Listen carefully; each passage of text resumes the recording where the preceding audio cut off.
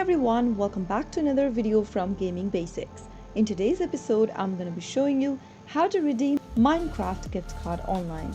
To redeem a Minecraft gift card, first go to a web browser and open it up. In the web address bar, type in minecraft.net and press enter on your keyboard. Doing this will take you to the official site for Minecraft. From here, you will need to click on the redeem button at the top right hand corner. Now, enter your gift code. For the respective game type, select any one option from the display.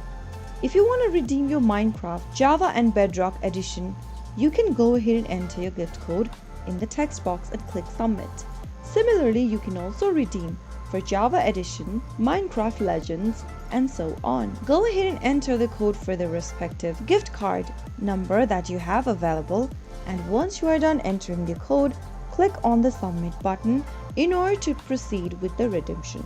So that is how you can easily redeem your Minecraft gift card online within a few simple steps. If you found the video to be helpful, go ahead and give us a thumbs up. Don't forget to subscribe to our channel by hitting the subscribe button. Also press the bell icon so that you'll never miss another upcoming upload from us. I will see you again in the next episode. Goodbye till then.